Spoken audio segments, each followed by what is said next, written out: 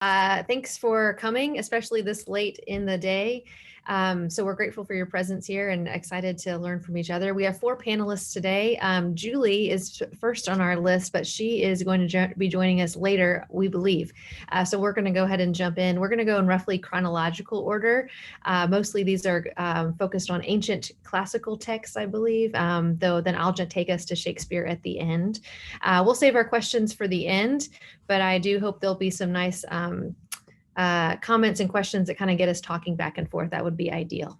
So CJ is going to start us off. He is an associate professor of history and theology at Concordia University in Irvine, and also, if my notes are correct, serves as director of the honors program.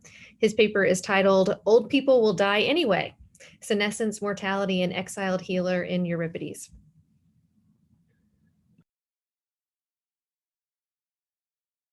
Now I'm unmuted. Thank you, Julianne. In the middle of March 2020, I enjoyed my, so far, final donut and cup of weak but distinctive church fellowship hall coffee, the post-worship sacrament for Lutherans like me, among the mingling saints of my congregation in Los Angeles County. Of course, the buzz that morning, from young to old, was the revelation of the COVID pandemic's seriousness, having caused by then the shutdown of various businesses, the return to home from dorming of my own residential undergraduate students at Concordia University, and the anxiety in the wings that even small parishes like our own small community would be compelled to succumb to new protocols. In listening to the beat on the street that morning, one sentence I heard from a young person moved me sufficiently to consider putting the thoughts of this paper together. In fact, it was outrageous in the classical Greek sense of that term. It was hubris and ignorance that erupted from the mouth of a 15-year-old who was chatting with my own high school-aged children. He said, and I quote, "Well, old people are going to die anyway. And that's probably a good thing because it means there will be more social security for us." The offense such a statement would otherwise risk was no doubt absent from this young person's conscience, since he didn't see his mother, a friend of mine, standing behind him. I was gratified to see her eyes grow big as saucers, and in the same moment, she took him by the shoulder and escorted him out. No doubt to give him a talking to that may well have included quotations from classical core texts on respect for elders, compassion for the weak, or at least the advice to keep one's mouth shut and be thought a fool rather than open it and remove all doubt. The brash, the outrageous, the hubristos didn't surprise me. I'm wise enough not to hold grudges against young people. My career would be a terror were that not the case. But I couldn't help the gnawing realization that this young person's sentiment was not unique to him, but in fact shared by a significant cross-section of the population. Witness the rhetoric of care priority, the challenge faced by those who sought to expose and address the needs of the aged in institutions like retirement communities and care facilities throughout the course of the recent pandemic. The meatball of Texas Lieutenant Governor Dan Patrick's comments at the beginning that encouraged the sacrifice of the interests of the aged in honor of the young. Quote, "Let's be smart about it, and those of us who are 70 plus will take care of ourselves, but don't sacrifice the country. Don't do that. Don't ruin this great America," end quote. Whose lives are worth more? Whose lives are worth less? The virus seems to be more lethal for the aged and those with comorbidities. Thank goodness the virus seems not to affect the young. Does this relative valuation of human life across age groups not give us pause? We who profess as practitioners and purveyors of the humanities, who wrestle daily over the questions surrounding what it means to be human.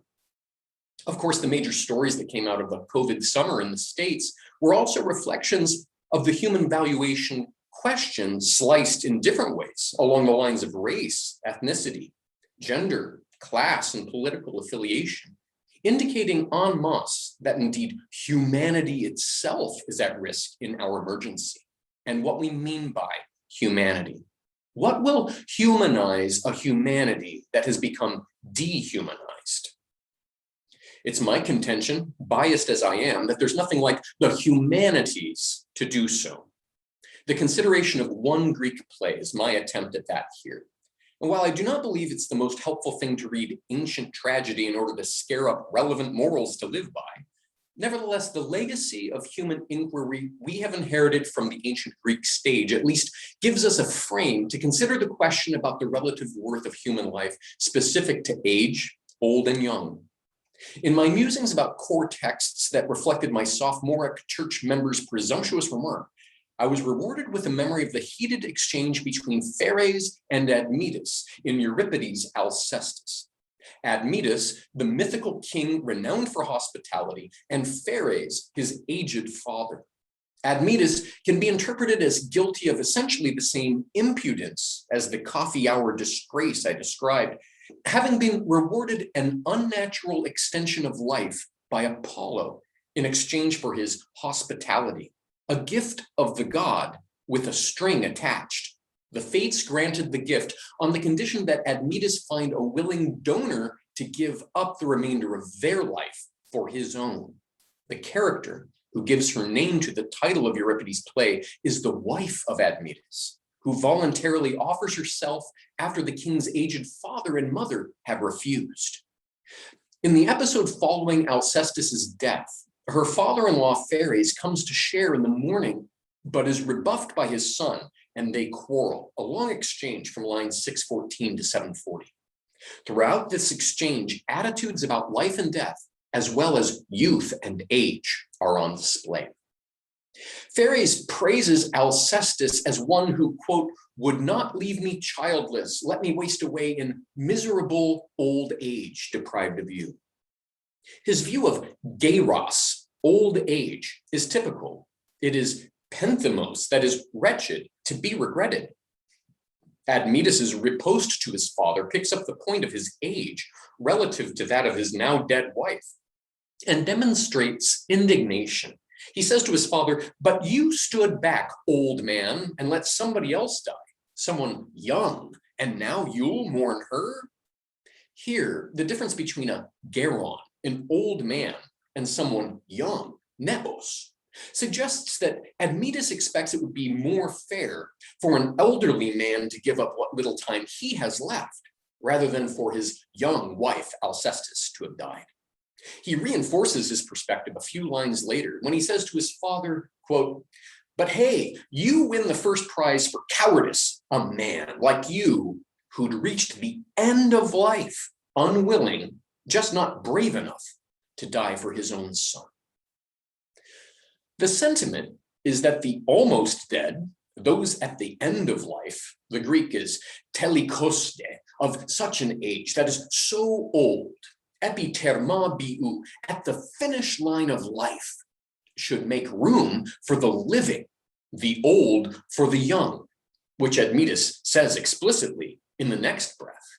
Quote, yet you could have come across with flying colors, dying for your child when you had so little time remaining anyway. Line 648 to 650. All of this casts an ironic shadow over the respect that Admetus claims he has shown his father. Quote, you cannot claim that I've dishonored you in your old age, and that's why you betrayed me and left me to die. I have been completely reverent toward you, and this is how you and my mother had repaid the favor. The king finishes his initial irate volley at his father with a bitter mockery of old age's complaints. Quote, old men pray for death, but what's the point? They grumble about aging, but when the end approaches, suddenly they want to live, and old age doesn't seem so bad to them then. Diane Svarlian's translation of Pheres' immediate retort to his son's rudeness is apt, compared to Robin Waterfield's Oxford World's Classics edition and David Kovac's Globe at lines 679 to 680. Waterfield translates the father's lines as, your abuse is outrageous, and you won't get away with hurling brash insults at me like this. Kovacs renders them, you go too far to insult, and since you hurl brash words at me, you will not get off with impunity. Both offer the English brash as a sufficient equivalent to the Greek neanios, which can mean hot-headed or headstrong and brash. But these meanings are derived from the characteristic of youth, from the wiser perspective of more mature age. Neanios in Sparlian's rendering is not so much impetuous as puerile, as she translates, quote, "This is an outrage. Where do you get off fleeing these childish accusations at me?" The vocabulary is repeated near the end of Fairy's speech as a substantive meaning young man or young husband, rather than as pejorative adjective, underscoring the tension in the argument. Is life the proper possession of old people or of young people? The aged Phares points up nomos, traditional convention and law, to rebuke his son. Quote, "I'm not obliged to die to suit your whims. There's no ancestral custom that fathers give their lives to save their children. There's no Greek law either. Your fortune, good or bad, is yours and no one else's." Phares justifies his position not by finding fault with the desire not to die, but with the shameless length to which he has gone to avoid death. I quote lines 691 to 697 as the aged father talks to his son. "You love to be alive, to see the daylight. What makes you think that your father doesn't? Really, the way I see it, we'll have lots of time once we go down below. Our lives are short, still they're sweet. So you put up a fight, got out of dying, shamelessly stayed alive, avoided your due fate by killing her. You're calling me a coward? You're the worst. You've been outdone by your wife, who had the courage to give her own life for her fine young man." Everyone tries to stay alive, says Phares, whether old or young. The alternative is the lengthy sentence of a subsistence below, making all the days in which we see the light glykus, sweet, whether those days are few or many. In fact, the argument for their sweetness depends on the short supply of such days. The extension of the argument to supply and demand renders Phares' accusation of his son credible and damning. You stayed alive shamelessly, on eidos, without shame and propriety. You commodified the time of life and put it up for sale, transforming use value into exchange value, ignoring the natural boundedness of human life, the boundaries by which virtue is defined. You substituted an unboundedness as wicked as usury and unnatural as metamorphosis, avoiding your tike, your fate, your lot, your due expanse of life. How can it be that you would expect someone to sacrifice what is dear to him for that? Such sacrifice comes from the outside in the play. Alcestis, Admetus's wife, has at a plot point prior to the play made the decision to sacrifice herself, of course, on the grounds that her children not be left fatherless and that she not be left a widow. It is resolved somewhat problematically at the end of the play, again, from the outside by an outsider, Heracles, who wrestles with Thanatos' death and returns Alcestis to her husband. The plot is set in motion from the outside by the well-meaning yet capricious bargain of Apollo, god of destruction and healing, who in his opening conversation with Thanatos before the Parodos has this exchange. Apollo says, "Is there some way Alcestis can grow old?" And Death says, "There is no way. I too enjoy my honors." Apollo says, "But what's the difference? It's one life, now or later."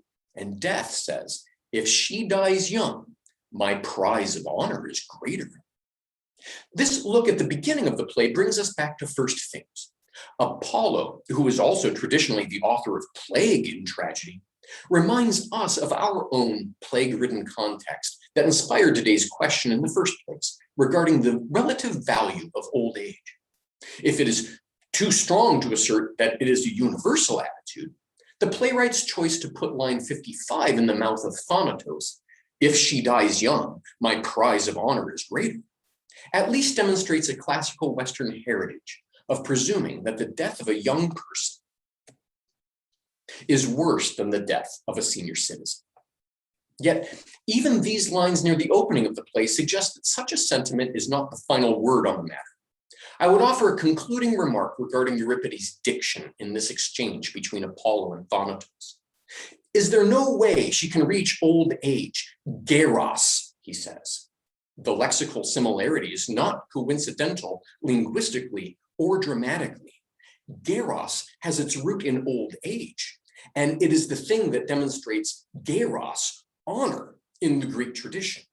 Witness the purple passage of Herodotus 1 that praises Tellus of Athens and Solon's speech to Croesus. Geros, I suggest, is Euripides' word choice to get his audience thinking about what honor is actually afforded to those who are old. Ultimately, the play is not centrally focused on offering an answer to the question of old age's value, but turns instead on the question of what constitutes life rather than death. In the sticomythia that continues the argument between Admetus and his father, the questions come together. Lines 711 and 712. Admetus says, "Is dying old the same as dying young?" And his father answers, "We have only one life to live, not two." Phares seems to answer in the affirmative. Death is death, and whatever he may think about his own honor, the end is the same. Where does all this leave my Sunday morning social faux pas perpetrator? He finally may be best advised simply to hear Heracles' ode to life in this play. And with it, I will conclude as well. Lines 780 to 790 of Alcestis for us to think about and maybe to even discuss later. Heracles says, "Do you know what human life is all about? I think you don't. How could you? Listen to me, we all must die. And that goes for me and you, and no man living has the slightest clue if he'll live another day. Out of the blue comes all our fortune. Scientists pursue the truth, and teachers teach their arts and skills, but still we know less than we ever knew. You've heard what I have to say. Now have a drink, enjoy yourself. The life you live today is yours, and all the rest belongs to fortune." Thank you.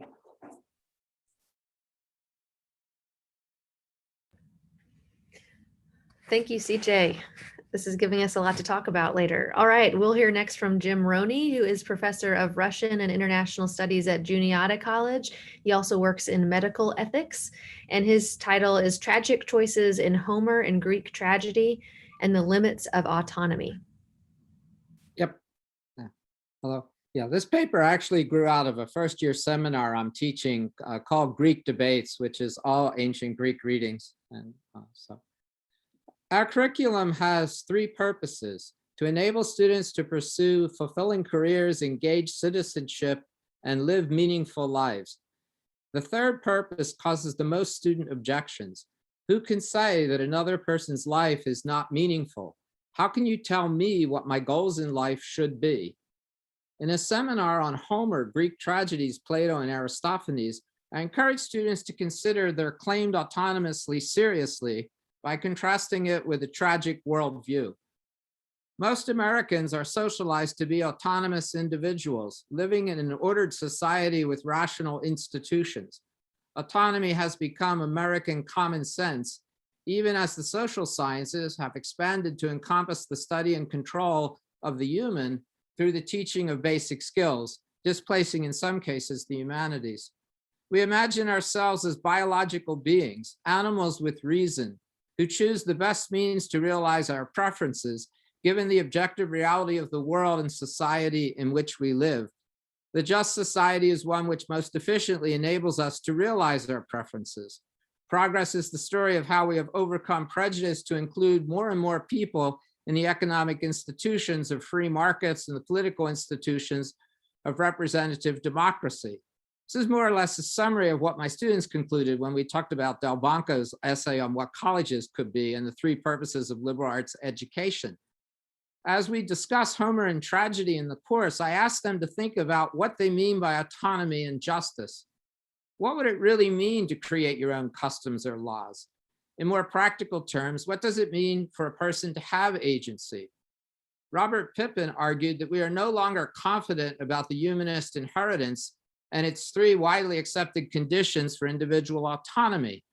The terms I use with my students are self-knowledge, that you can know yourself, including know what you want and what you should want, that you have meaningful choice, that you have alternatives, can know the likely results of choosing each, and can give reasons for the choices you make, and causal control. You have the ability to carry out the actions you choose and oversee the results. Tolstoy famously argued there's a contradiction in how moderns think about free will and about the possibility of those conditions. Individuals like to believe they are in control of their own actions and desires. From their first person point of view, they are certain they are free. But when we view ourselves from the third person perspective, our actions seem to be determined rather than free.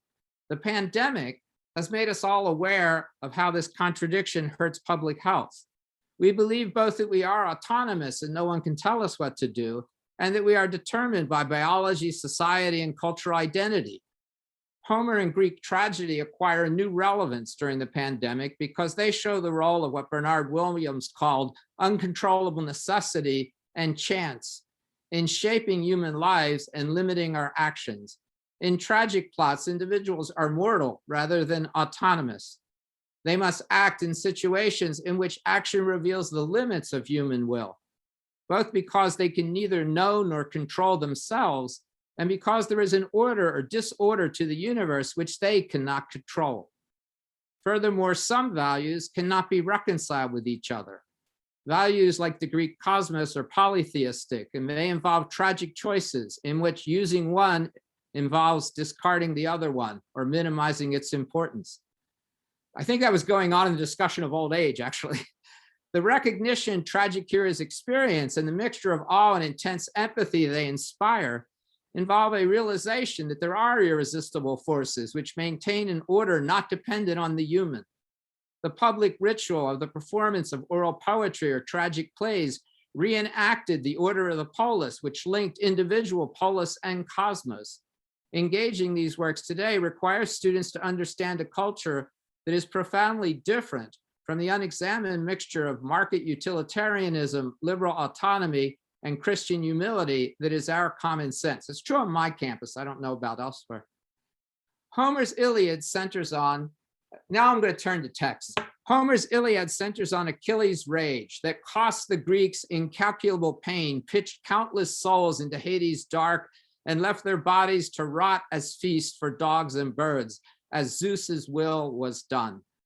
The rage or meanness of Achilles is a semi-divine state that makes him a complete embodiment of whatever purpose has consumed him. Battle lust, recognition of his accomplishments by Agamemnon, grieving the death of a lost friend, taking revenge against Hector.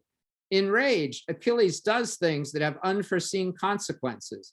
His anger with Agamemnon over unjust treatment and his demand for proper recognition lead to the destruction of much of the Greek army and the death of Patroclus.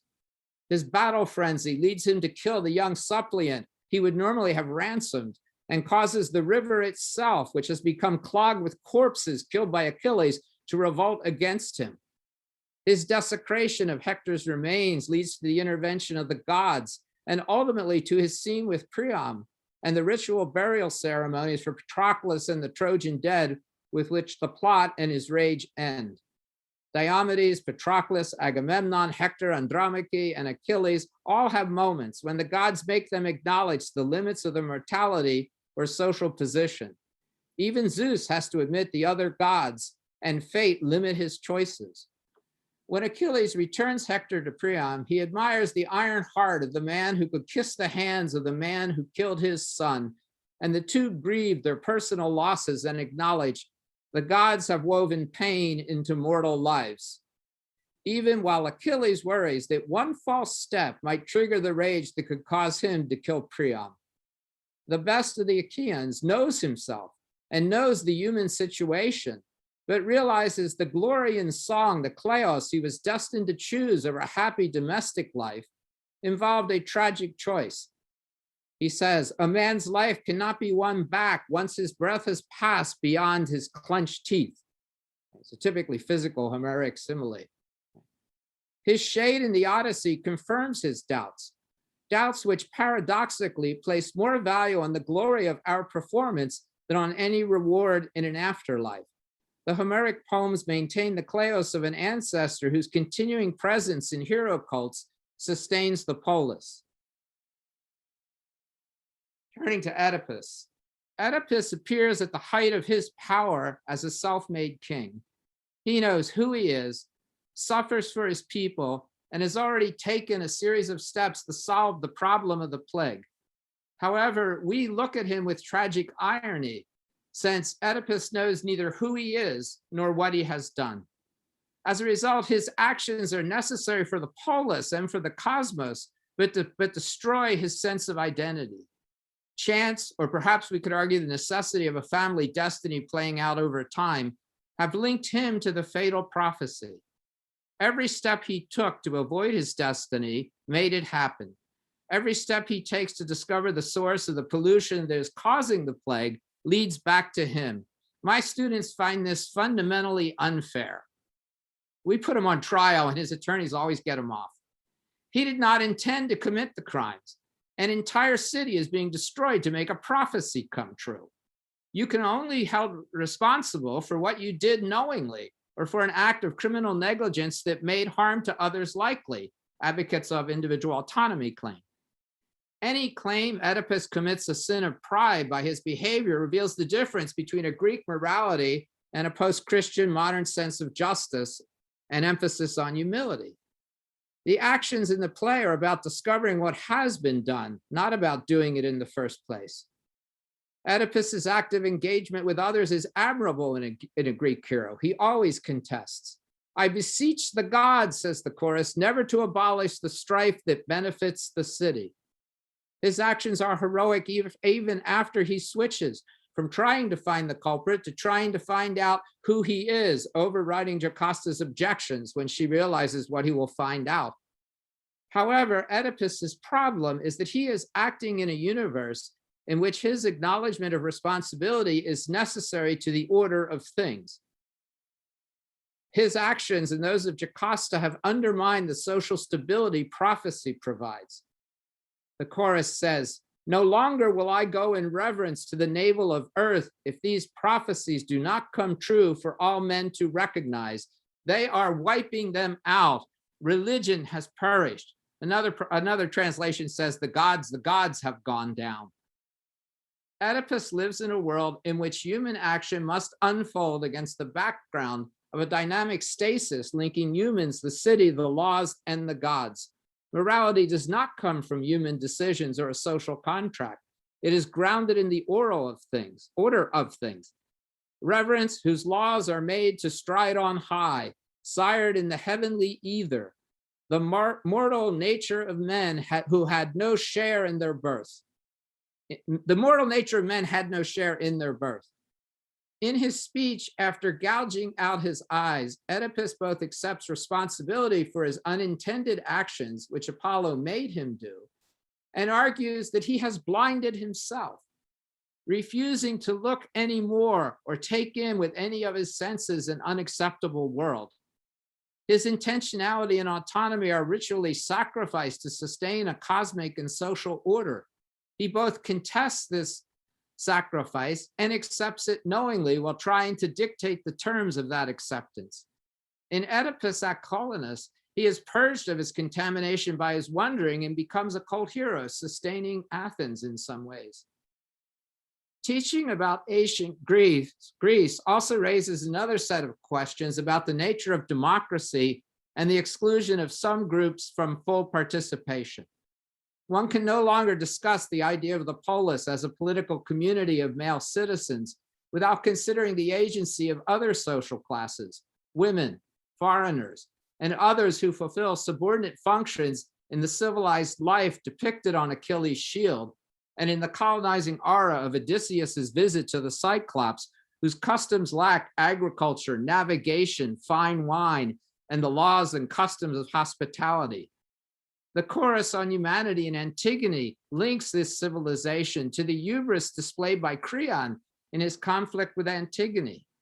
Humanity is both, it's Denos, it's both wonderful and terrifying, because agriculture, navigation, the taming of animals, law, and politics have allowed humans to dominate the world itself. This very everything except for death. This very domination makes the willful violence and arrogant pride of hubris the kind of threat to the world the chorus feared in Oedipus. Modern autonomy, as described earlier, would terrify some Greeks as a rebellious threat to cosmic order, might cause climate change.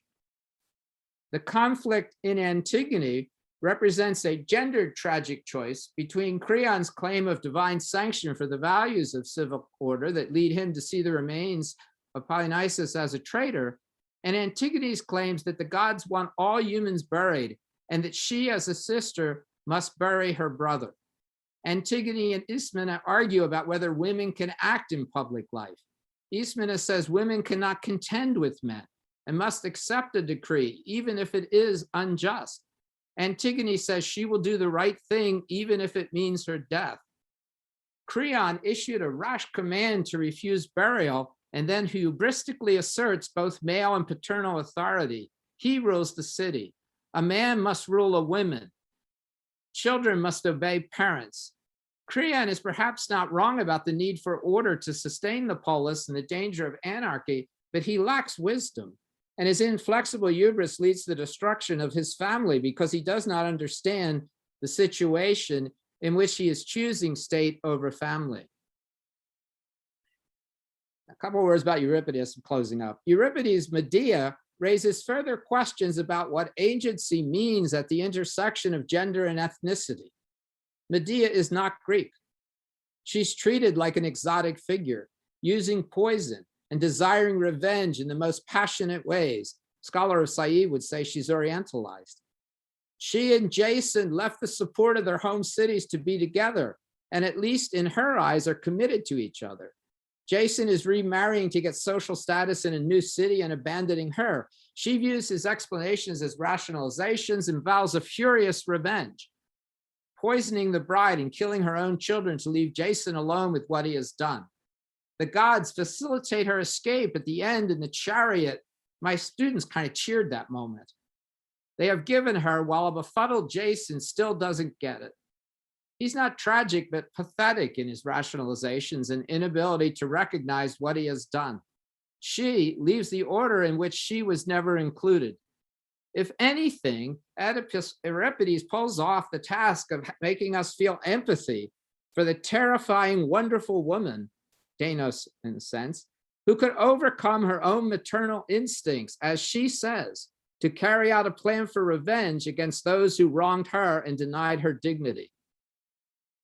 Rather than autonomous selves acting within the rational space of a social contract designed to maximize preference satisfaction, the Greek tragic heroes act in a world shaped by necessity and chance. Choices and even life itself are limited by a cosmic order maintained by the gods and by the need to sustain the polis as a human political community. In Aeschylus's Aristea, the rage and vengeance of the Furies becomes the ordered justice of the humanities. Necessity governs their inclusion in the polis, which they can then help sustain as female values enter a male political universe. In Euripides, chance governs the external world, whether in the form of encounters with people from other cultures or in the form of a god like Dionysus demanding we acknowledge his ceremonies in the irrational dance of anarchy. Both of these are tragic alternatives to an unexamined faith in autonomy that is itself a modern convention. Thanks. Thanks, Jim. Next up is Anthony Minima, who's Assistant Professor of History at Stanford University. And his paper today is titled, Whither the Furies? Which Lives Matter in the Oresteia?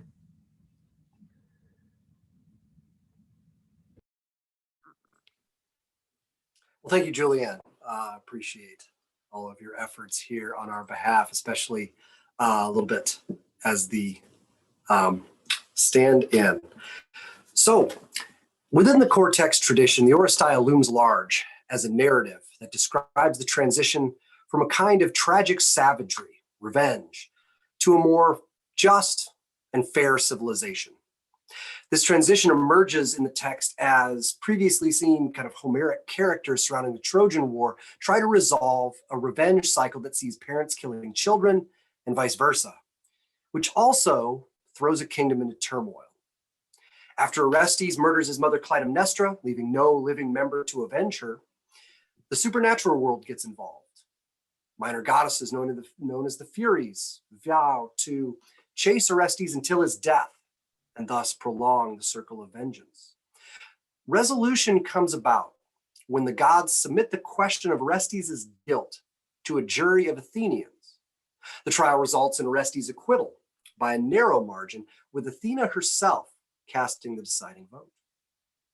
This reliance on an impartial, unrelated group of individuals to end the cycle of violence is Aeschylus's spin on a Homeric universe, with the tragedy transforming into a just so story that explains how trial by jury came about to an enlightened Athens. At least, this is the interpretation that you find in the introduction to the Penguin edition from 1966, which I relied upon heavily as a new faculty member teaching my first round of great books at Samford. It's also a popular interpretation that's seen a kind of long history, a kind of strong distinction that still pulls us as a kind of emphasis on a democratic society between the kind of rough private justice and public justice, wild revenge versus impartial justice. However, I noticed after teaching Aeschylus's Oresteia that his vision of justice is less linear or less univocal about this kind of transition. Almost all the murderers describe their actions in one way, shape, or form as just, or at least participating in justice, and thus vengeance can be a form of justice. Yet it's not the desired form of justice. The desired form of justice is one that is final, conclusive, and resolves the action. The problem is that the resolution in the play only really comes to Orestes, and Aeschylus gives us clues that even he may not have wanted the audience to be content with this result. While this observation is certainly not new to me, I submit that our current crisis regarding justice as it relates to things like racism, policing, and protests in response to those things can create a fruitful classroom discussion. In short, not all lives matter in the Oresteia. And discussing, of all things, the Furies in particular and their transition within the play, this allows students to explore how classical texts might prepare them for a future, not only in this class with later texts, but also a world in which justice is rarely final and rarely mutually acceptable.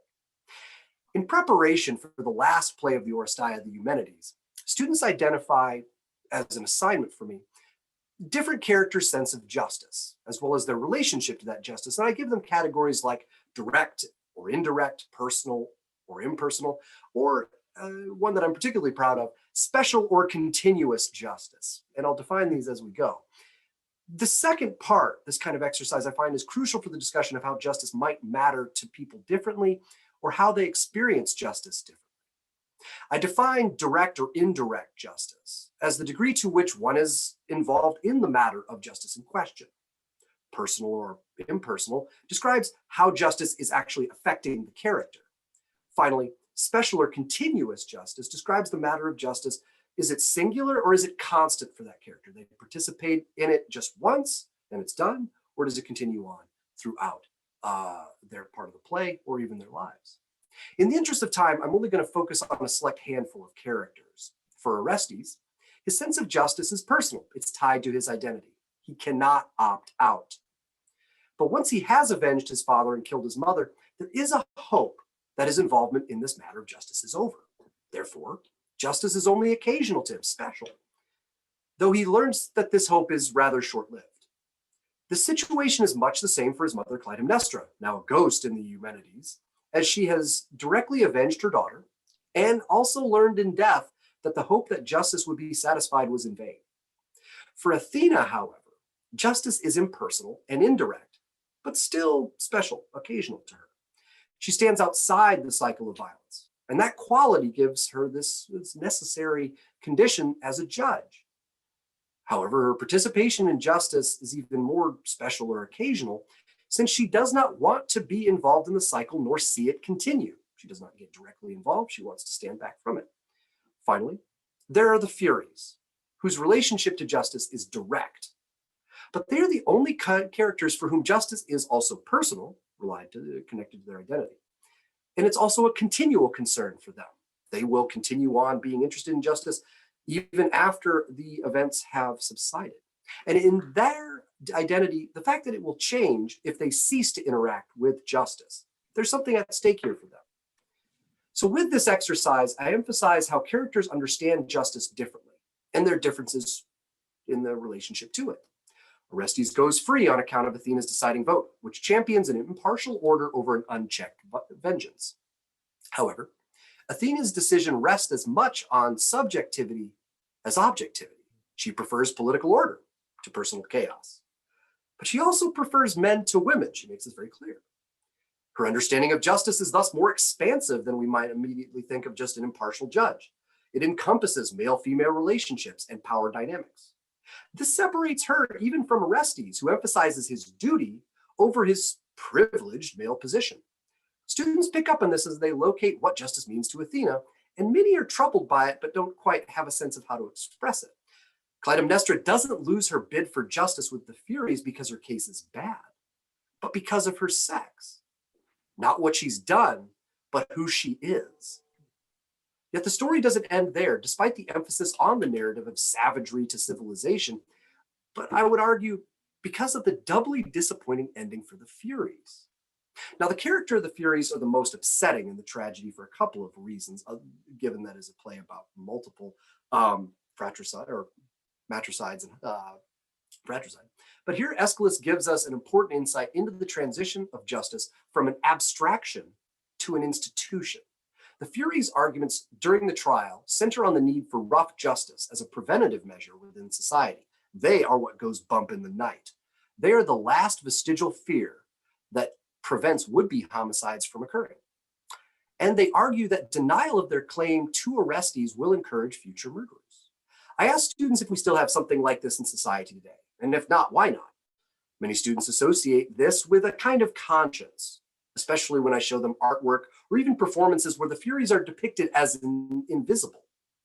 However, when the Furies' claims for justice are refused, the rest of the play consists of Athena's attempt to either threaten or placate them.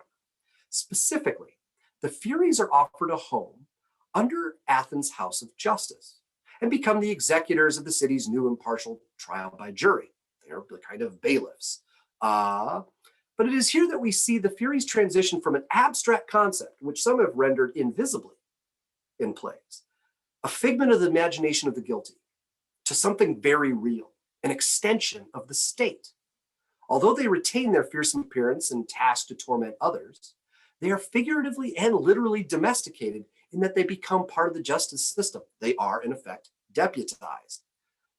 As a final task, students describe how the character's relationship to justice changed at the end of the play. Orestes is free.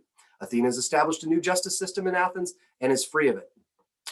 Clytemnestra will not get justice. Only the Furies remain in the business of justice. So our next text in class, I like to pair it with Plato's Apology and Crito.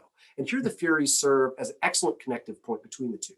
I remind the students, after we've read through these other texts, that the same trial by jury that ends the revenge cycle in the Oresteia sentences Socrates to death. This comparison alone should give us pause about the interpretation of the Oresteia as an easy narrative of revenge to justice, hooray, since justice here is very different in the Apology and Crito.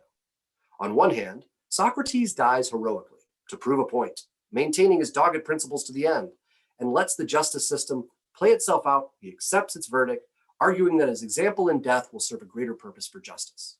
On the other hand, Socrates and the Furies have internalized the state.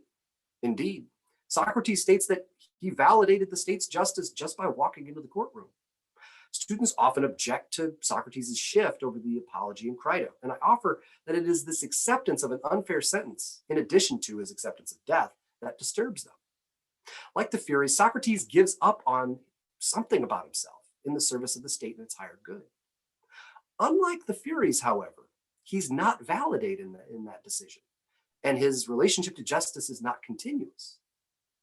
Ironically, Socrates himself asked that he be given a pension and become part of the state, but unlike the Furies, he is denied. Thus, while the Furies are not present physically at Socrates' trial, their presence can nonetheless be felt in the pressure from the state to preserve the status quo against challenges. Socrates is sentenced not strictly because he is a living, breathing threat to Athens, but because the majority fears what the Furies have predicted, that it could set a dangerous precedent that emboldens others. This comparison of justice in the work of Aeschylus and Plato facilitate a final discussion about the fluid nature of justice and who matters. The same justice that lets Orestes, a murderer, go free forces Socrates to kill himself. And both for the same reason: we don't want other people imitating them. Likewise, Clytemnestra's appeals for justice are as ineffective as those of Socrates. To resolve this tension, I ask students the question that forms my title. What about the Furies? Where do they go? In the Oresteia, they move from the wilds of our imagination, the fear that we won't get justice unless we take it into our own hands. They shift to the state. In this way, justice is assumed to be improved, objective, regulated, impartial. However, Athena's stated preference for order in men over disorder in women is hardly objective or impartial. Socrates' death is likewise not an improvement, but an example of the possibility of the tyranny of the majority. I ask students to consider whether the domestication of the Furies was a good thing for justice, especially since Aeschylus gives so much attention to it in the last part of the Eumenides. At this point, it becomes a debate not about order over chaos, but what we should fear and why. I give students two ways to think about the transition of the Furies. Our fear of the Furies as vengeance in the private sector is based on its wildness. Yet these can take the form of protest, cathartic, and righteous. But we worry that they can get out of control, lose focus, and end up destroying things. It's the trial in the public eye. It's the fear of everything from cancel culture, real or imagined, the power of the mob. However, we must also think of the Furies on the other side in the service of the state. As the mascots of Athenian justice, the Furies become violence sanctioned by the state. They are the thin blue line. They are the stop and frisk, the routine traffic stop, the drone strike, all done in our name, but not by our hands. In this way, it is anachronistic, I believe, to imagine that Aeschylus assumed a strong distinction between vengeance and justice, private and public. Instead, the Athenian playwright wanted his audience to wrestle with the consequences of this shift in the Furies. That depersonalized justice can still be frightening, since it is experienced differently by different groups within society. Thank you very much.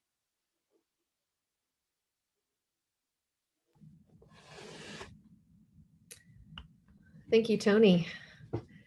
So it looks like Julie Chu is not able to join us today, so we're going to jump to Shakespeare. So let's see. So I'm Julianne. I am an assistant professor of English at Samford University, and this paper is titled Shakespeare, James Baldwin, and the Wisdom of Tragedy. And at some point, I'll probably share my screen just so we put some quotes on the screen. So in 1964, James Baldwin wrote that every writer in the English language has at some point hated Shakespeare, a sentiment that I think many of my students have no doubt echoed. Baldwin goes on to say that I condemned him as one of the authors and architects of my oppression. This too is a sentiment we hear echoed in both academic and popular circles. But as Baldwin suggests in explaining why he later changed his mind about Shakespeare, this accusation fundamentally misunderstands who Shakespeare was and overlooks the cultural work his plays are capable of. For Baldwin, the foundation of Shakespeare's influence was his ability to recognize that, quote, whatever was happening to anyone was happening to him. While this claim could be mistaken as a general platitude about the importance of empathy, I think Baldwin means something far more literal and incisive by it. For Baldwin, we are in fact bound together because neither our joy nor our suffering exists in a vacuum.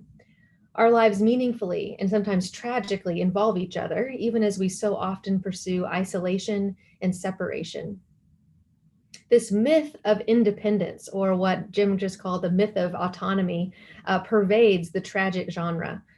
As both Baldwin and Shakespeare attest, tragedy ruptures this myth of the lone and liberated self and cultivates the wisdom of dependence, which paradoxically then brings liberation, first for the self and then for the larger community. The play King Lear invites us, or perhaps rather forces us, to spend 3 very long hours watching sorrow layered upon sorrow. True to the nature of suffering, this staged pain is neither equitable nor explainable. In fact, Shakespeare seems intentionally to exacerbate this suffering by diverging from his source text and killing Cordelia in the last scene, rather than having her ascend the throne as the heroine as we might expect her to. The final lines of the play leave the audience, like the characters, not with a sense of redemption or order, but rather grappling with our grief. These are the penultimate lines. The weight of this sad time we must obey. Speak what we feel, not what we ought to say. While such suffering is not always legible, the play does suggest that the experience of suffering is clarifying, even if its origin or purpose remain a mystery. As Lear rages into madness, he paradoxically captures glimpses of his true self, a truth that is at once terrifying and freeing. One of the first flickers of clarity comes as he wanders through the storm and begins to imagine those poor, naked wretches whose houseless heads and unfed sides leave them vulnerable to the elements. For Lear, this recognition immediately evokes clarity about his implication in their suffering. Oh, I have taken too little care of this. Take physic, Pomp. Expose thyself to feel what wretches feel, that thou mayest shake the superflux to them and show the heavens more just. When he says take physic, Pomp, he gestures to 2 origins of his neglect, both of which require physic or medicine. First, Pomp signals an ostentatious display, with the word superflux in the next lines, suggesting that this display is one of material wealth. As king, Lear had long enjoyed excess resources, but apparently failed to distribute them kindly. Second, Pomp suggests pride, indicating that his failure is not just one of inaction, but of faulty character. And thus the solution is not merely to give his wealth away, but to feel what wretches feel, to embody a state of suffering that would prove medicinal to the pompous soul. As the scene proceeds, Lear's glimpse into another's experience invites him to seek wisdom from those he had previously ignored.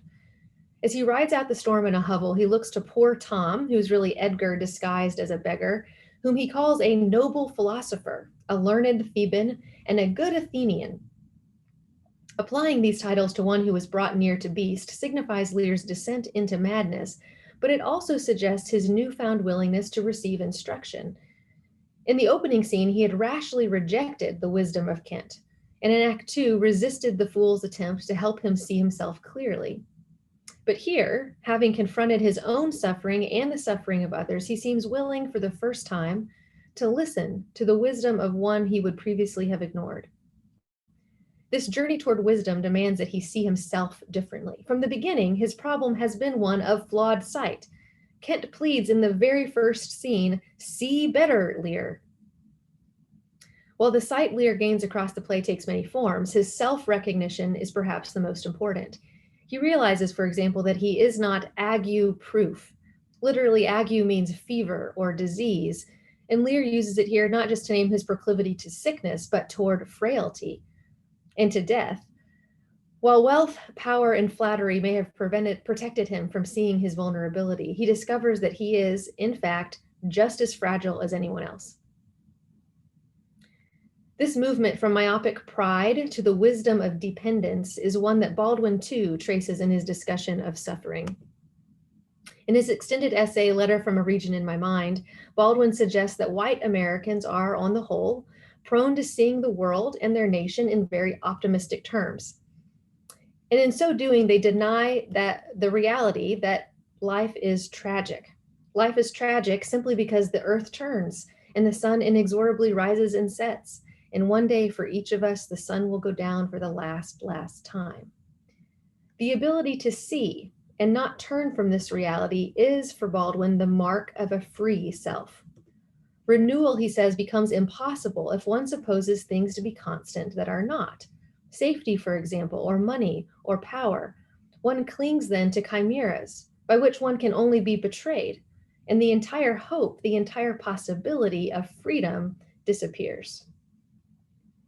While Baldwin advocates across his life and work for the liberation of Black Americans, he here exposes the captivity of white Americans, whose spiritual and psychological bondage is seen in how tightly they cling to safety, money, and power as buttresses against the tragic. In their attempt to fortify the myth of independence, they reify systems of inequity that perpetuate the bondage of Black Americans. As Baldwin sees it, the physic for this problem is for white Americans to look at themselves rightly, not as exemplars of goodness and virtue, but as tragic figures themselves. And to gain this kind of self-clarity, the white American must dispossess himself of the myth of independence, the myth of invincibility, and instead acquire new standards, which will release him from his confusion, this is Baldwin, and place him once again in fruitful communion with the depths of his own being. This self-recognition is dependent, Baldwin says, on seeing their Black neighbors not as needy subjects, but as fellow sufferers who embody the spiritual resilience forged from the fires of suffering.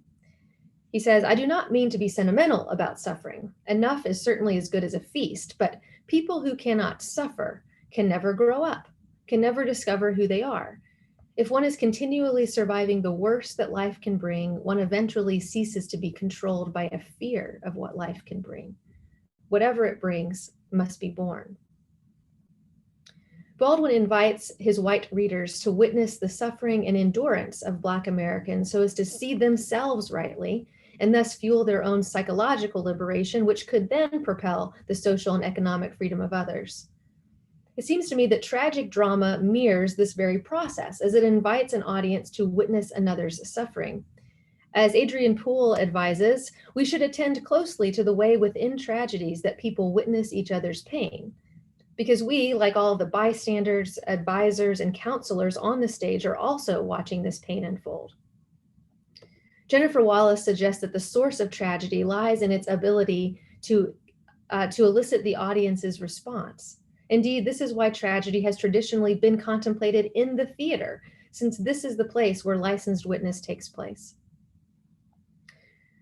To be sure, this viewing of suffering as audience members or as readers is neither easy nor passive. Tragedy is, as Louise Cowan puts it, a kind of liturgy, a public ceremony. So it's communal, a labor of the people that evokes healing. It's a purgative remedy that discharges the poisons afflicting the psyche. This catharsis may or may not happen to the characters on the stage, but it can, for the audience, affect a cleansing of the soul and a regeneration of the polis. This is the ancient work of tragedy. In cleansing the self, we cleanse the city.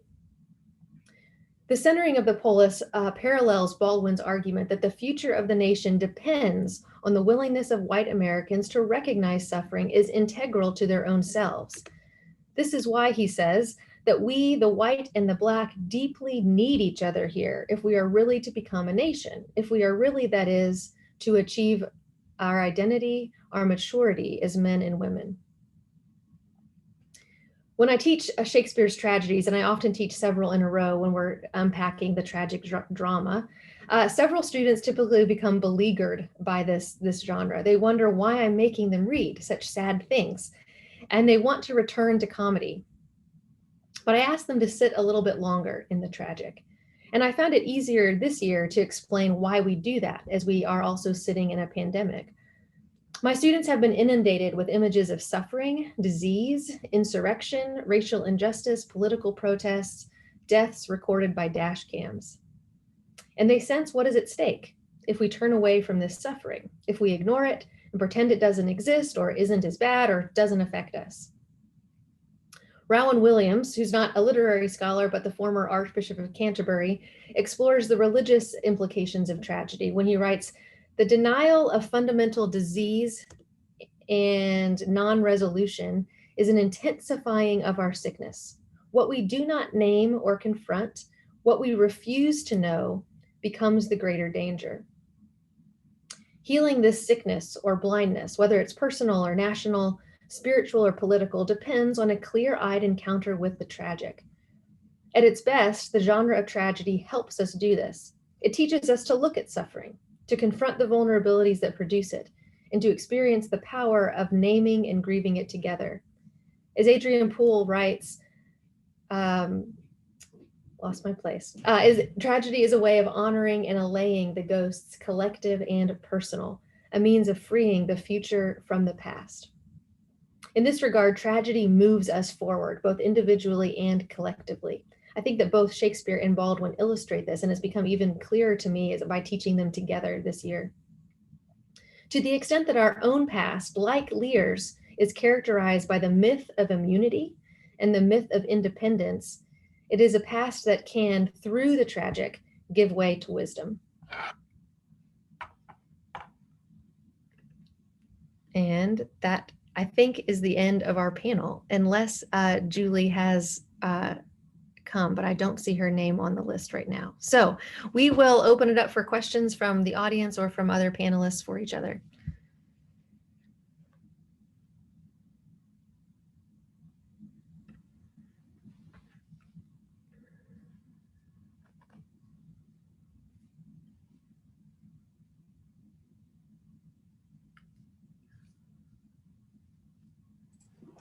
I've got a question for Julianne. Sure. Well, thank you very much for that. As we teach in the same program, yeah, the kind of idea of suffering, why do we suffer?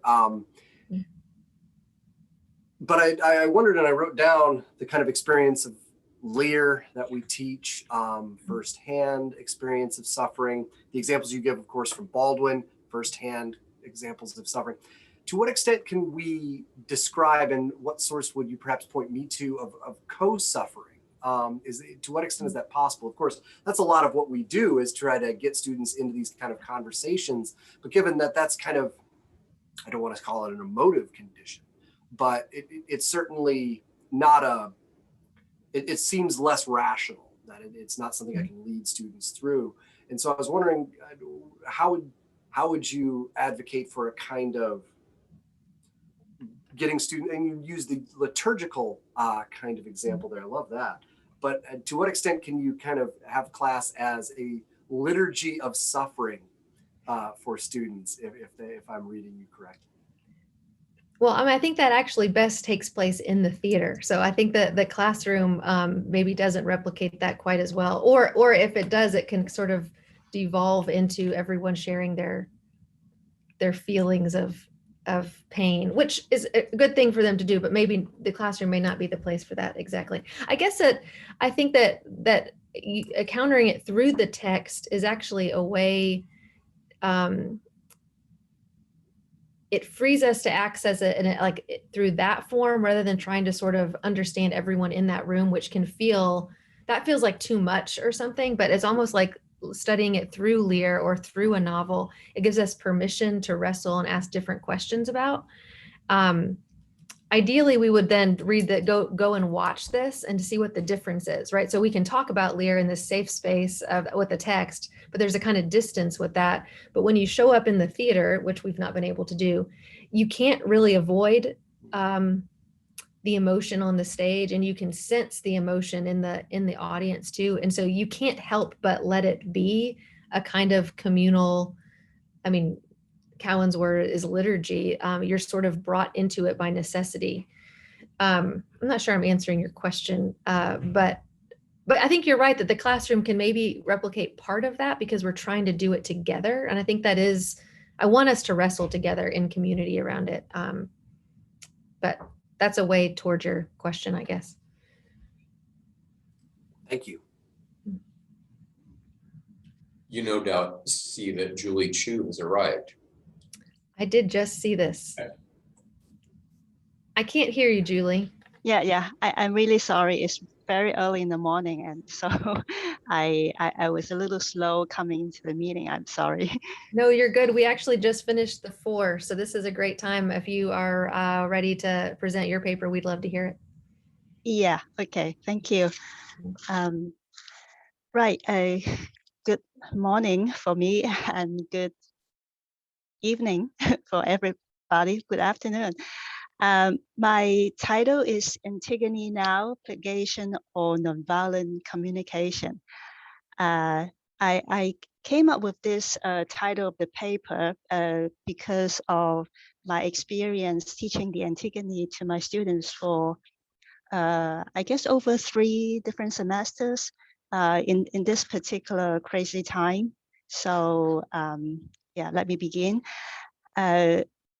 Although the Antigone was written over 2,600 years ago, it has not been forgotten but actively performed in theaters all over the world. In 2003, a play called Antigone Now by Melissa Cooper was produced, which is basically the same story rewritten in modern language, which came with this description. In the midst of a bombed out city still feeling the aftershocks of war, the rebellious and intense Antigone defies her uncle to bury her disgraced brother. This contemporary response to the myth of the Antigone brings powerful modern prose to an ancient and universal story, unquote. So the so-called bombed out city is certainly a modern touch because we have no bombs in ancient Greece. Sorry,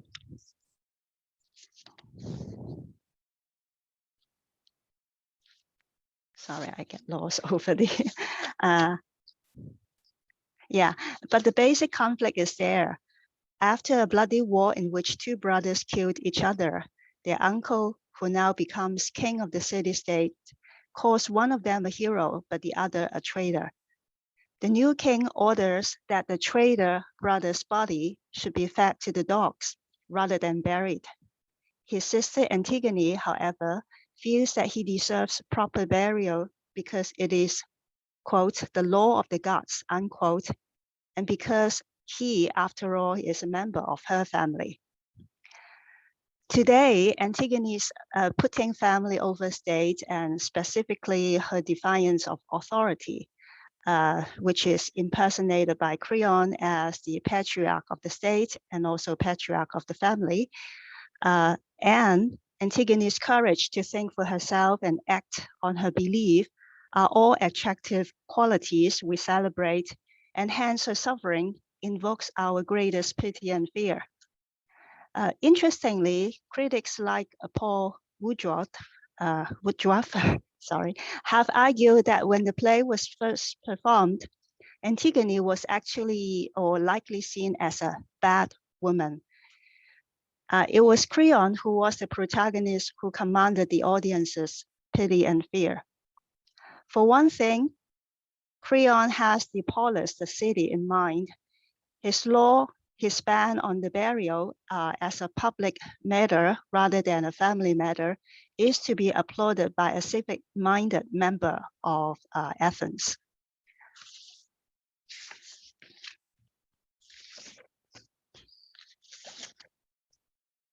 Excuse me, I'm a little befuddled in the morning. At the time of Athenian democracy, the public spirit was celebrated through public funerals for the city's heroes killed in war in defense of the city. Mourning of the dead by aristocratic families seemed to go in the opposite direction. So in such a backdrop, Antigone's insistence on burying her traitor brother could be seen as a defiance of the democratic spirit of Athens. And it was said that for audience in Sophocles' audience in ancient Athens, Creon's decree, that is the human law or civic law made on the basis of collective good, deserved to be obeyed by citizens in general as a civic duty. So to apply Aristotle's idea of tragic plot and tragic hero, it also makes sense that Creon is the protagonist, not Antigone. After all, it is Creon, not Antigone, who is the good but not so good character worthy of a tragic hero. He has the common good and security in mind. He is even charmingly eloquent and rational, and subsequent falls from such heights to total destruction, a kind of destruction that is comparable to that of Oedipus. So in a way, recognition of his mistake also overlaps with the reversal in the plot. By comparison, Antigone starts off powerless.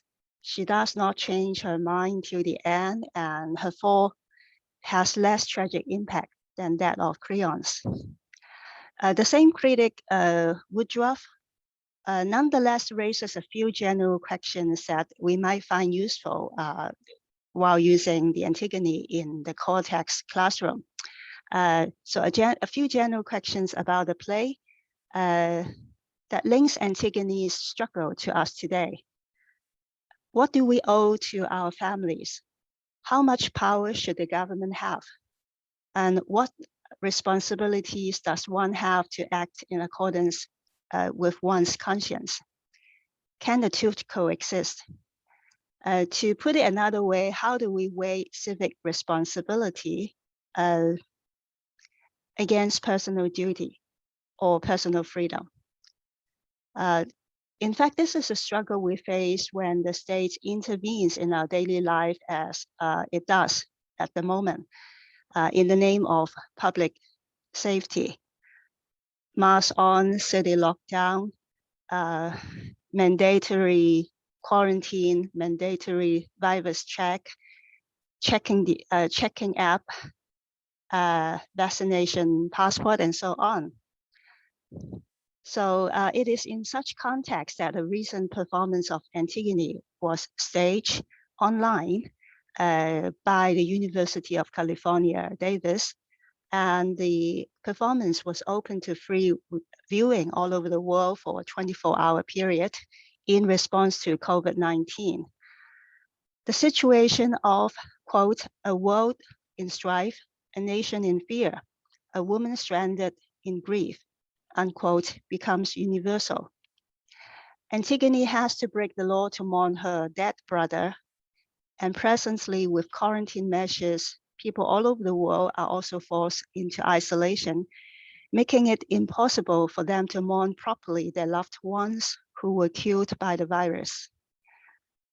Antigone's choice to bury her brother, regardless of whether he was a threat to the state, and regardless of whether she does it out of love for her brother or out of piety towards the God. The suffering that the decision brings to her easily resonates with us, and the play is a good timely reading for our students. For students of Hong Kong, there may be an added reason why the play is a powerful read and why Antigone would be their hero. The social movement makes it easy for them to side with Antigone and sees Creon as a paranoid, if not autocratic ruler. And from time to time in the play, Creon is seen to be blaming money and corruption as the only explanation for those objecting his rule. And added to that, there has been quite a big split between generations in Hong Kong. The younger student protesters against the older guys in power, or the aging parents who throw their kids out of homes for having participated in the protest or simply for thinking otherwise about politics. While young Antigone, as well as Haemon, are doing their own moral reasoning, Haemon, the son of Creon, actually asked his father to listen to the people rather than holding on his belief that the girl is guilty and holding on to his ban. So in so doing, Haemon actually joins his fiancée Antigone in the fight against authoritarianism.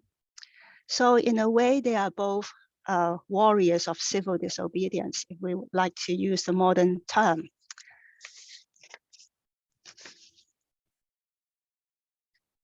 In a situation of prevailing conflicts, reading the Antigone as a core text may open possibilities for viewing things otherwise, for trying to assume the perspective different from ours.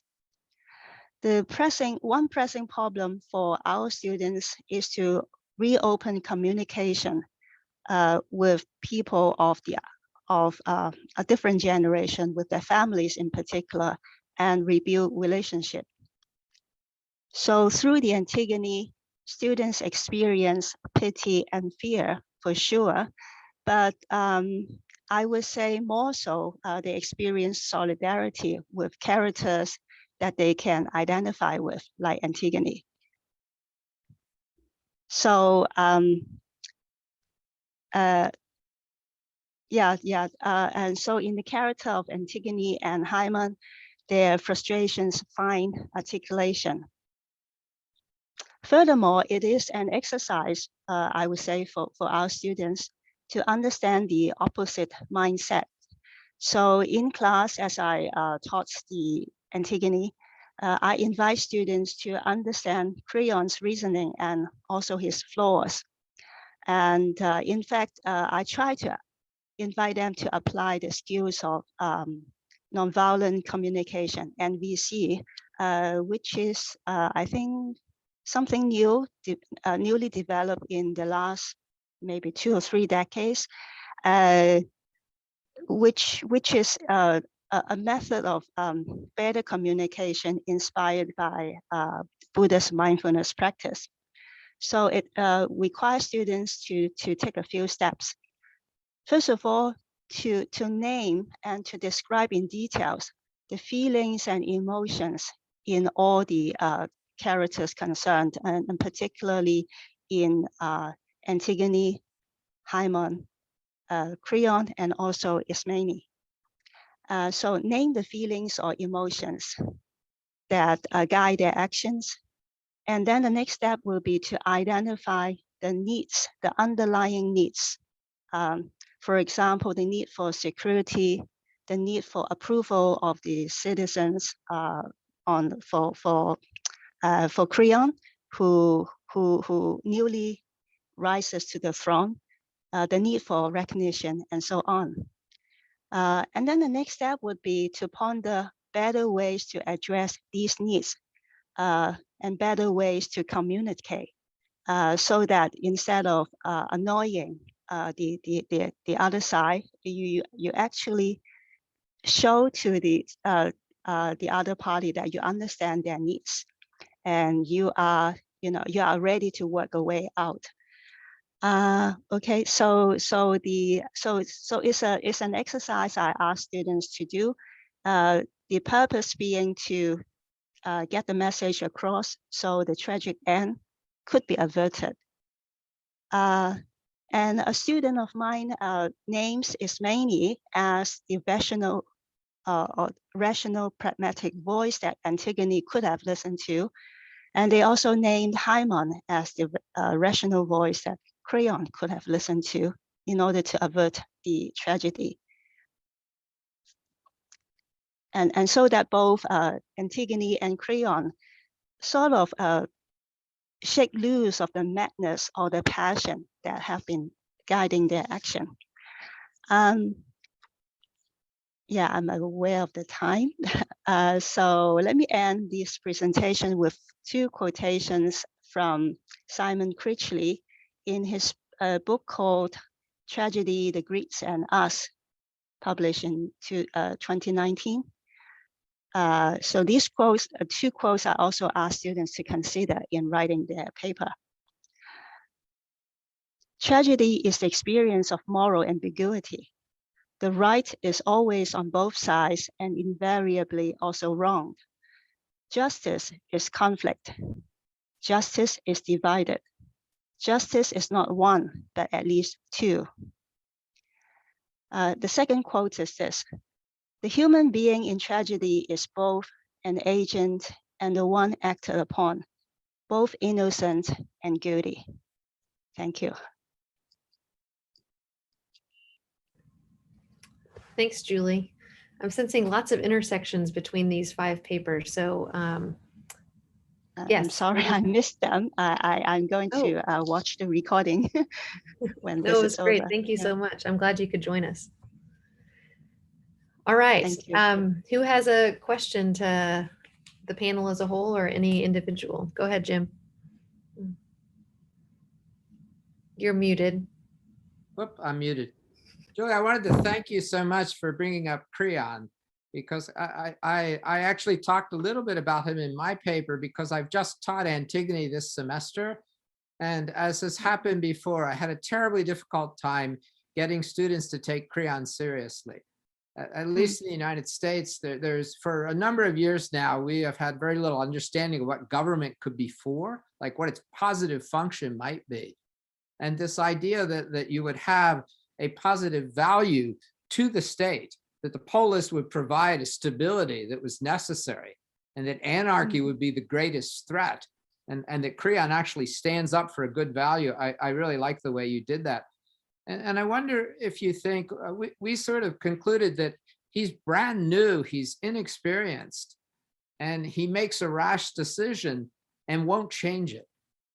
And that if he commits an act of hubris, it's somewhere when he turns the sort of existing levers of power, like a parent over a child or a man over a woman, and makes some downright crude remarks about Hymen and plowing other fields, and really probably at that point discredits the principle for which he's standing.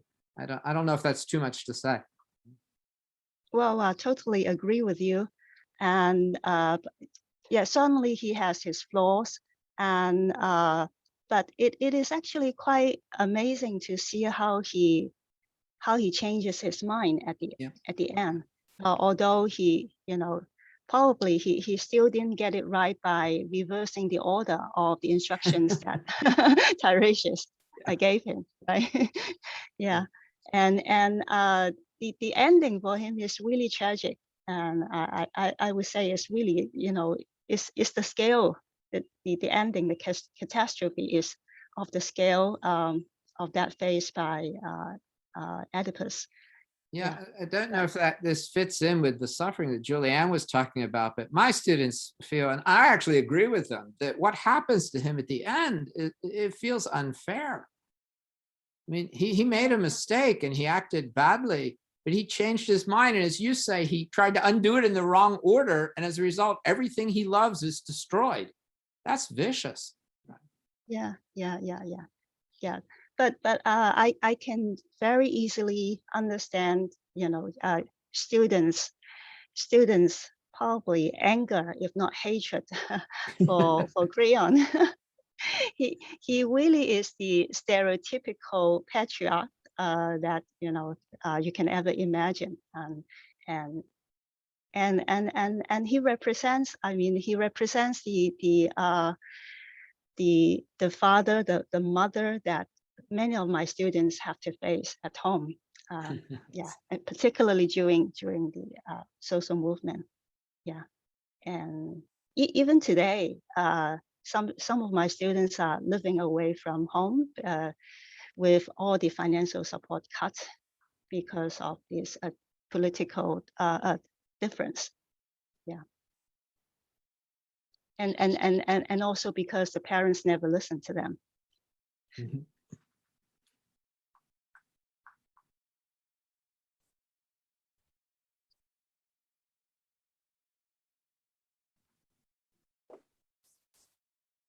I'll ask a question of Tony in regard to humanities.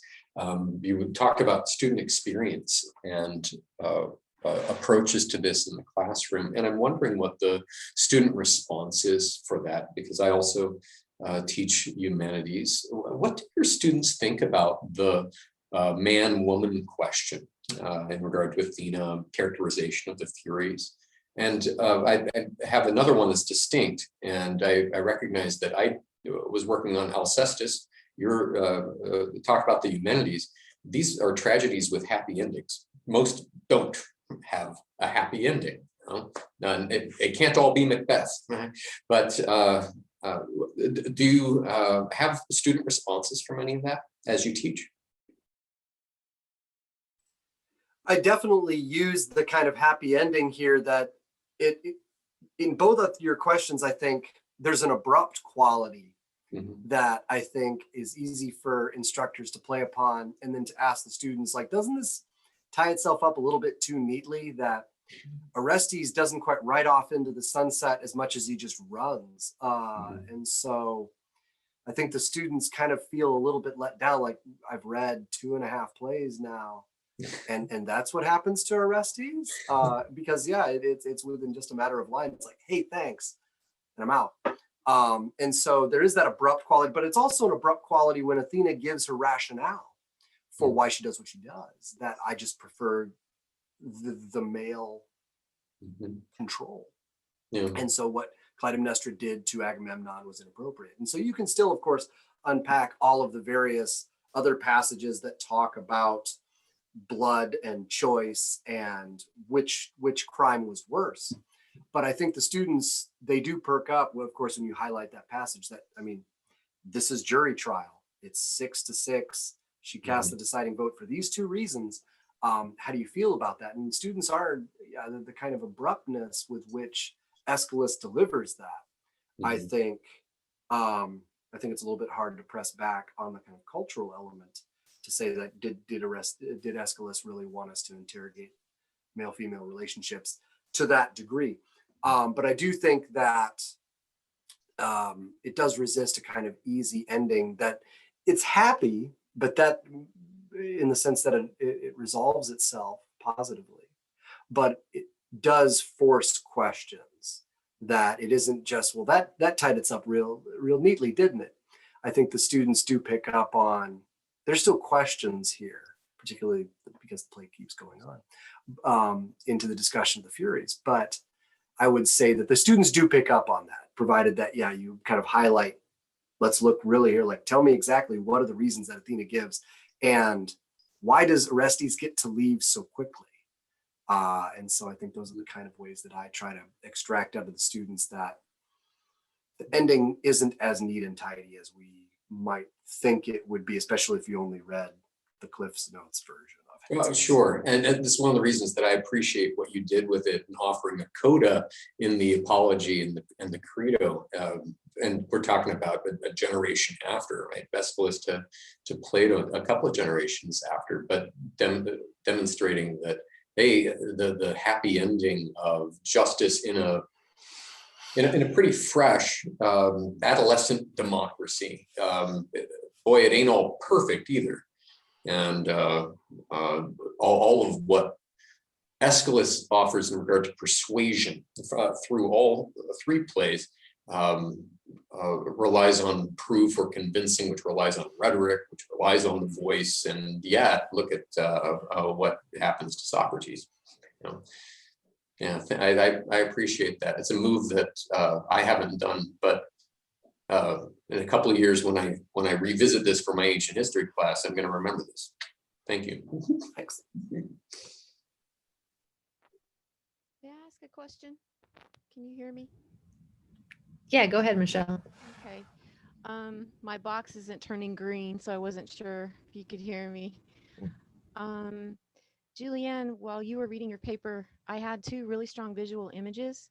So I just want to quickly say what they were, but it's going to be a question for everyone. I teach at an HBCU here in Norfolk, Virginia. And I love James Baldwin.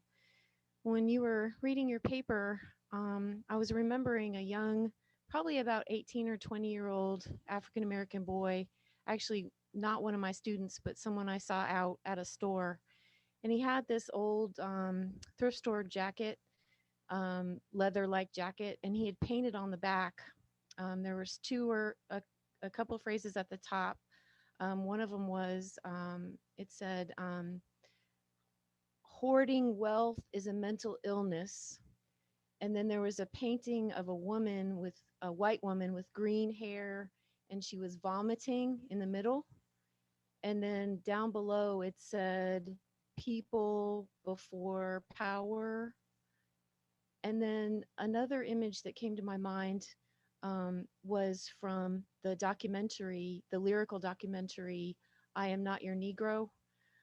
because one of the images that Peck uses in the documentary to show what your paper was discussing, um, the lack of empathy in white culture, he plays this montage of Doris Day films, and she's all dolled up, you know, with teased bouffant hair, and wondering if she's going to get the guy or if the guy's going to get her. And then Peck cuts to images of, you know, people in Jim Crow South, in African Americans sitting in front of huts with holes in the walls. And so he makes this point that you're making in your paper with this visual. So I had that powerfully. They just came flooding in. You know, I wasn't trying to think about them when you were reading your paper. So my question is, do any of you, Julianne or anyone else, how do you bring this into your classroom when you're talking about these huge ideas of not being aware of suffering, of justice, of ageism, and who gets to die and who doesn't, and who should die and who shouldn't, and all of those things? Do you use pictures? Do you ask the students to show pictures or tell personal stories? That's my question. Yeah, it's a really interesting question. I think you're right that the power of sort of a full sensed experience, right? Which is what I was sort of thinking about theater too, right? Where there's a safety in sort of reading about someone suffering, and theater gets us closer, I think, to truly sort of true sight, I think. I don't have students sort of bring their own. I don't ask for that. Sometimes they go there. And I think that, I ask them, we talk a lot about, empathy or something, but the truth is if my students were honest, they actually have a lot of their own suffering, whether they would be willing to name it or not. And so I've been thinking about that. Sometimes it feels like, we're trying to enter into somebody else's, but sometimes they're really trying to access their own. And I recognize that's partly what's happening. I don't ask them to do that, but when I'm teaching about suffering, it's not always about the other. I also think they're grappling themselves. So as am I, right? These are questions that we don't resolve. That's how suffering and tragedy work, I think. I sort of thinking about this year, I found when I taught King Lear this year, my students were sort of on the edge of their seats, sort of like thinking about why are we listening to this suffering? What does it do? And they wanted help to like through it, I think. And so I didn't feel like I needed to bring images. It felt like they were already bringing them into that space. Even though we weren't talking about them, it was sort of the subtext of everything. One of the things that I've done before COVID made everything difficult is a kind of what I referred to as Cortex jukebox, where I had students for extra credit bring in a piece of music, which I thought was dangerous, that they thought really illustrated the reading for the day. I learned over the course of several years that the entire corpus of U2 speaks to Augustine, front to back. So when we read Confessions, just any U2 song will do. I tried to model it myself, and some students have taken it up as an extra credit opportunity. But I found it particularly powerful that it does give some creative thought to it. And then when you are dealing with these kind of things, when I do Merchant of Venice, to speak to Julianne's point, and I have them watch the more recent version with Al Pacino as Shylock, these things do get across, and to see things visually, I think, does so much more than if they just skimmed that part where Shylock asks, do I not act the same way you do and feel the same things? But I really do want to return to that as soon as the pandemic is somewhere not as virulent. This kind of idea of can we bring music to the table and have students convey something that they cannot speak, the way that Lear ends, the way that they feel not what they think they should say. I find it distinctly challenging to talk honestly about the accessibility of tragedy. And I'm responding, Michelle, to the democratic elements in the images that you offered, because tragedy writ large is indeed a liturgia, but it's got funding. This is wealth, and while democratic Athens is indeed democratic, and there's not an aristocratic ruling class, so to speak, writ large. It's still pretty highfalutin. This is not the everyman tragedy of Death of a Salesman or something like this. In ancient tragedy, we can sympathize with the tragic hero, such as Oedipus, as Jim was bringing up, only if we know that he is the best of all men. And this is why it's important to think about a Creon or another young ruler like Pentheus as if this is the best of all men, if you're going to sympathize with what's actually going on. It's tragic for them. But the tragic experience is not just unique to the aristocratic class. Everybody has an experience of the tragic. Everybody knows what it is to, for example, get sick or lose a child, especially if we're dealing with the universal plague. This is, every man. You think about the chorus in the Oedipus Tyrannus. They're all sick and they're crying out to the best of all men. Help us out. They understand what's going on with the tragic, but it's not the citizens of Thebes who are what we would call the tragic hero. They're simply victims. So what rises to the level of tragic? It's one of the things that I appreciate from what Julianne was associating in Lear and Baldwin. Being able to translate the tragic into meaningful, an experience of creating meaning or discovering meaning in the bottom, in the outside, on the margin, as opposed to the center of power. That's an extraordinary move. And as I began in my response to your question, I have trouble being honest about the accessibility of that. Not because I don't think it's easy for everybody to access a sense of what a tragedy is or what tragedy is in their own life, but is this actually accessible? A more modern equivalent to the Greek experience would be opera.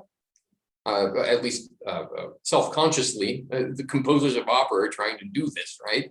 And I'm not an opera guy. It's not accessible to me. It's too highfalutin. I'm a little too. I slum it a little too much with classic rock and roll to appreciate a tragedy. It's not an art form that lends itself unless you're in the mode. So if you can somehow make the translation and in an honest way, like James Baldwin does, then I think you're on to something. This is just a thought.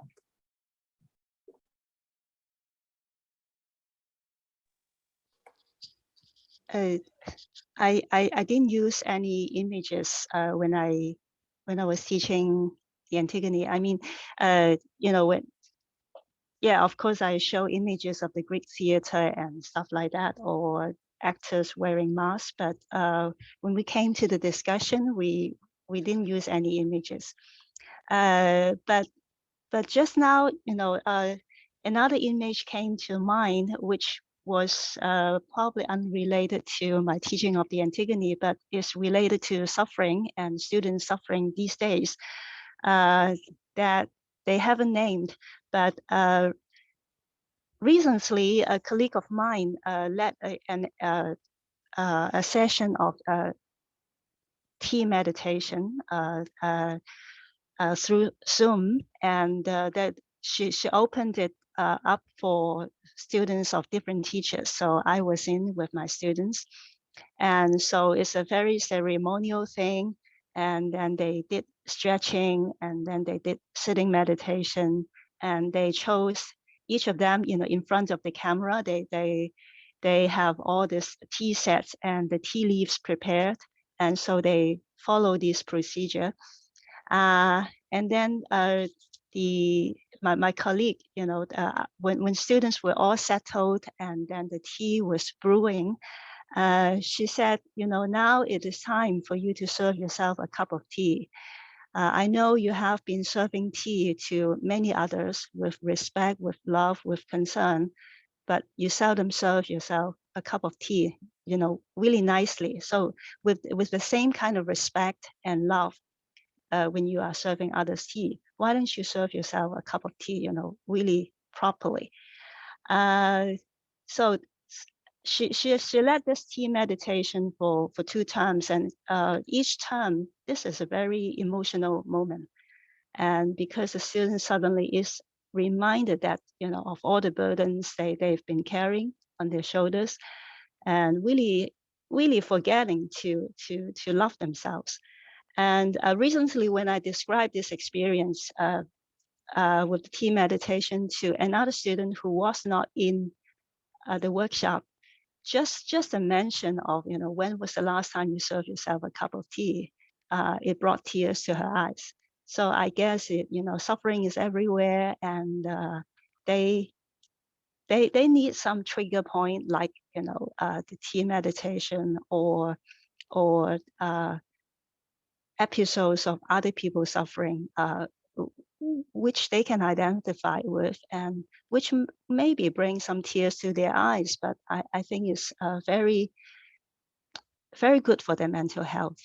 Yeah, that's also probably the function of tragedy for us. I thought that's a beautiful reflection. It kind of tied to what I was thinking about listening to the papers. The fact that there's ambiguity in the conclusions of all these texts. It doesn't end with this perfect resolution, and yet there is progress. And right there is epiphany of some sort. There is some sort of realization. And that this is the heart of the value of tragedy, is to recognize this, and how that might compare to like a more dangerous narrative that's around today. Like, it's got to be perfect. You have to have pure justice, and then to do that you have to construct a non-suffering class of people who don't suffer at all, even in personal ways, to kill them off because they're like the sacrificial lamb that has to go underneath this pure ideology of but tragedy is so great because it's sort of, and I'm kind of repeating what I'm learning, like putting this together from what I'm learning from all you talking. It has ambiguity, but it also has progress. And I don't know, that was kind of what I took away from your papers. I thought they were great. So I know there's no question in there, but it's late, and if you want to riff on your own papers, I think it'd be good. Well, I mean, it seems to me that it's the ambiguity that actually makes it suffering, because if it resolved and redeemed and fixed or something, it would sort of cease to be the confusion that suffering is. I mean, part of why it's suffering is that we don't know and we can't explain. Yeah, and you might have guessed from my early remarks on our unexamined belief system, I'm not a great fan of utilitarianism, and I think that the tragic ambiguity, the comments that I like, I took out a section on Isaiah Berlin, but there is a sort of belief that we can create a perfect world where all values will be transcended, and we'll have this perfect system where everyone can do the good. And I think tragedy reminds us that that's probably not a human world, and that in fact we are limited, and we do die, and we are mortal, and we are dependent on each other. And there's always another ambiguity. If there were not, life would be over. And so I think that tragic choice is good. The problem I see with a sort of cost-benefit analysis is that if you think that whatever creates the most happiness for the most people is good, then anything which didn't add up to as much happiness is so in other words, if a lie will generate more happiness, the lie becomes good. Whereas in a tragic universe, the lie remains bad, but you were forced to tell it. And I think that that ambiguity comes from that kind of morality that's part of tragedy itself. I'm not sure I said that clearly. On the contrary, I think you said it. I wish I had written it down. I think I'm going to put it at the top of my syllabus. One of the things that I wanted to mention about CJ's paper, in that you ended with Pericles' idea that life really hangs on fortune. Well, now I understand he's drunk while he says that. So it might be, but no, go ahead. No, and I think that that ambiguity to make students more comfortable with chance. Why do we suffer, as the question that comes up in so much of what we've talked about here about tragedy, and to make students a little bit more comfortable with, and of course, yeah, Tim's idea that how far can we take this with these students so that that if I can get you to that point here in this class, that you will have actually experienced something. But I'd love to hear you say more about this, because you ended with fortune. Now with Tim's question, I want to kind of tee you up here with this idea. Yeah. The word TK is variously translated by Sparlian, the Hackett translation I'm working with. It's those things that just happen to happen, right? From Tumkana, it just happened to happen to you. And TK is even worshipped as a minor goddess, luck, this sort of thing. So fate, luck, just what falls to your lot. Or as my preschoolers had to learn, right? If you get what you get and you don't throw a fit. This is what's dished out to you. And the question that we're asking about suffering always sort of crystallizes or boils down to, adds up to theodicy, right? Why me, God? And so Job, I think, is read well as a tragedy with a Deus ex machina and whatnot. I can say that because I'm at ACTC and not in my pulpit. The theodicy question is always there. What I like about this Heracles speech to end it, that is pertinent to the theme, our own experience of plague, pandemic, etc., is how Sparlian translates those who are researching, right? Those who are looking into the sky and under the ground. Out of the blue comes all our fortune, this TK. Scientists pursue the truth, and teachers teach their arts and skills. Now, he's not thinking about a post-Baconian scientific revolution.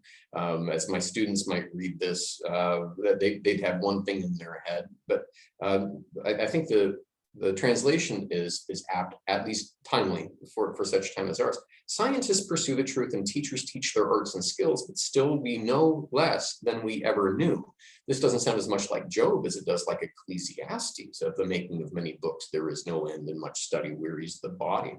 And instead of the Ecclesiastes answer here, which is fear God and his commandments, etc., Heracles' answer is now have a drink.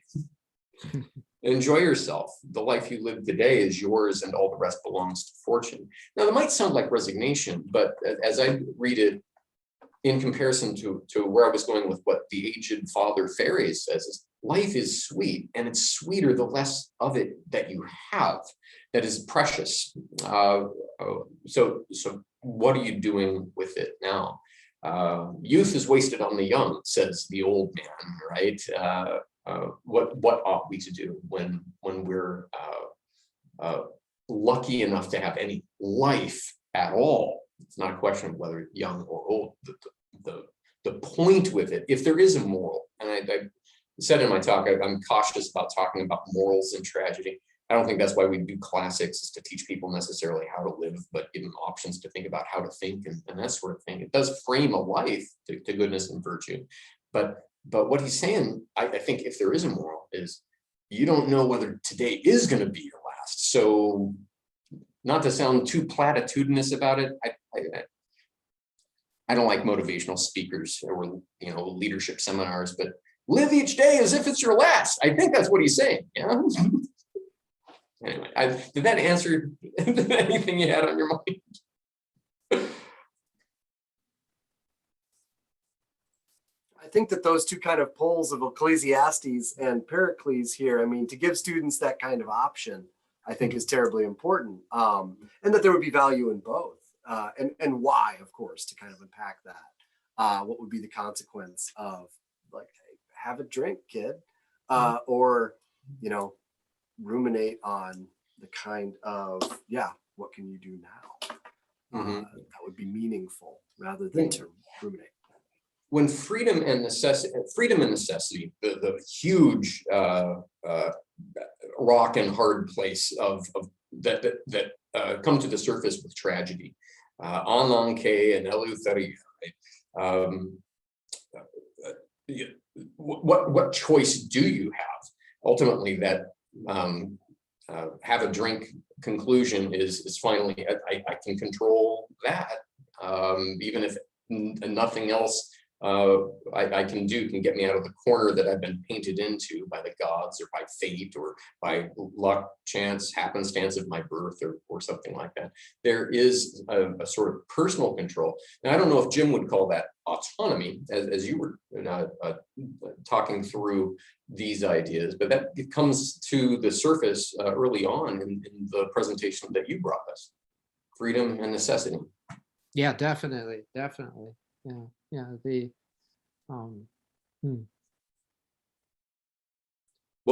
don't know. I'm thinking about the sort of, because I had an experience in my this same class, actually, because we start by reading this selection out of Del Banco's book, and he quoted Walt Whitman, and I read Walt Whitman's Song of Myself with my class to talk about the purposes of a liberal arts education, and it was, I felt a little guilty because they were quite happy with the idea of preparing to get a good job and even trying to have a fulfilling career, and very happy with the idea of being advocates for social justice.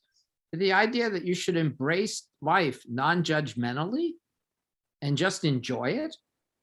And if you got a great craft beer, drink it and love the flavor. They were so like, well, they really were just like, are we allowed to say that in class, was kind of the attitude. Because I can't believe that, I hope that they have fun on the weekend.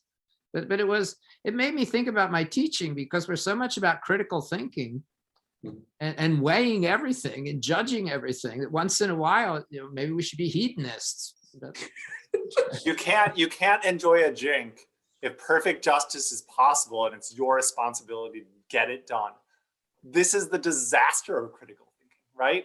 It's what you were talking about, like, oh, it might not be good to imagine this. No, it's not just not good. It's literally the hubristic engine that causes all the tragedies. Like, it's to make yourself God. You're going to solve it. I mean, and everyone that makes himself God kills millions, at least last century. So, I should tell you, is it Tim? I'll confess, I'm actually a Russian specialist. And so I've spent a lot of time studying Russian and Polish life. Yeah. Isaiah Berlin, the attempt to create a perfect social utopia and using the power of a modern state to do so is horrifying. And a sense of humor might be better. That's awesome. That's great. Which doesn't mean I'm going to stop doing philosophy. But that's it's enjoyable and true. Yeah. Julianne, Well, I want to, oh, sorry. No, because I'm thinking about these.